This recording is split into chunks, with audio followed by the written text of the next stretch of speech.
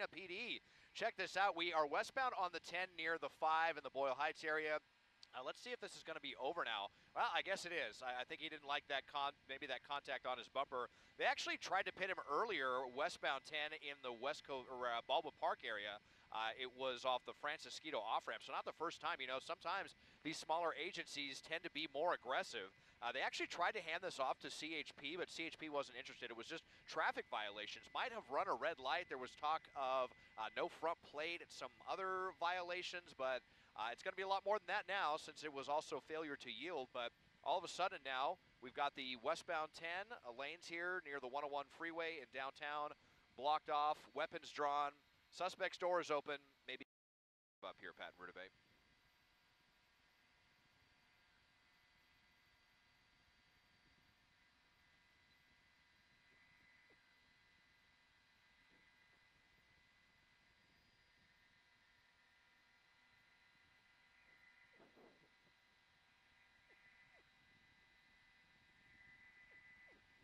Yeah, there is a plate there on the back, so and this was not reported stolen, so not to our knowledge anyway, so they should know who this person was. But just, you know, not sure what suddenly clicked in their head because we have come quite a ways on the westbound 10.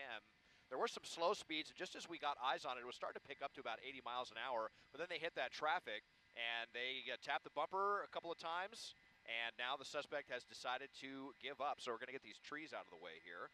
They always have a tendency to get in the way, but coming out now, it looks like they are complying, hands up, walking backwards towards the police, and, you know, if we don't have any funny business or anything here, we should see them in handcuffs here shortly.